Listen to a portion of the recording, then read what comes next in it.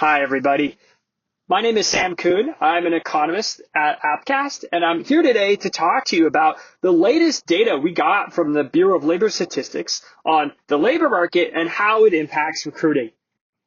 So in January, the U.S. labor market added 143,000 new jobs. Not only did they add 143,000 new jobs, but we also got almost 100,000 positive revisions to December and November's data. So this ultimately has pushed up 3-month job growth to almost 240,000. So the big picture takeaway in terms of the trend over the past several months is that job growth is actually re-accelerated compared to the summer. And not only did job growth re-accelerate, but we actually saw the unemployment rate tick down to 4%. So the big picture is that 6 months ago, in July and August, we were really starting to get concerned that the labor market was slowing down quite significantly.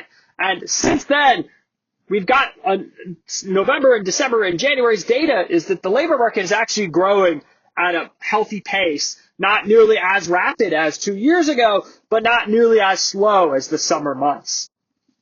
And across industry, we have been consistently saying that job growth is healthcare heavy.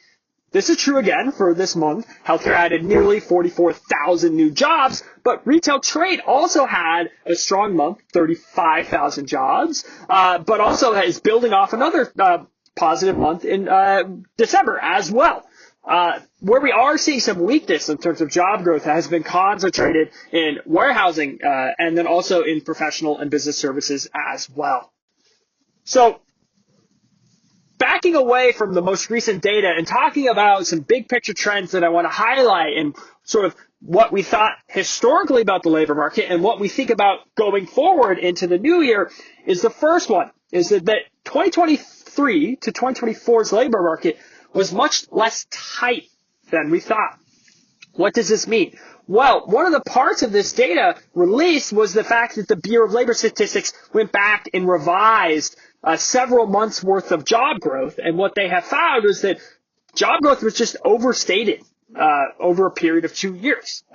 And this chart here shows this perfectly, is that the orange line, that's employment before the revisions, and then the blue line, that's after the revisions. And you can see that it has been pushed down. So ultimately, the labor market was just less tight than we previously thought.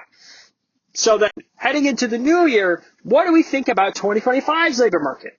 So the labor market is in near perfect balance as we have a very healthy supply of new workers and robust job gains. So speaking about a healthy supply of new workers, not only did the Bureau of Labor Statistics revise their employment data, they also changed their population data to match the census. And what they found is that we have been undercounting the immigrant population over the past 4 years. So we've actually had a much larger share of workers in the U.S. labor market, which is helping bring into balance the gap in supply and demand. So that's one part of the puzzle, right, is more job seekers.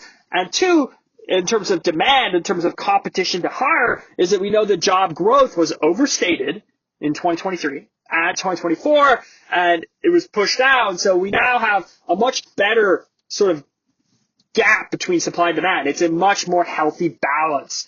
So what does 2025's labor market ultimately look like?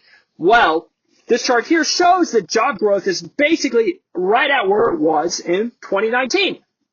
So the 2019 labor market, it was very close in terms of the unemployment rate, in terms of wage growth, but there was not at many severe sort of labor shortages across wide industries. This is the same for 2025. Now, there are certain industries like healthcare that do have significant recruiting challenges, but outside of that, the labor market and recruiting in 2025 is going to look a lot more in balance. So thank you again for your time and have a great rest of your afternoon. Goodbye.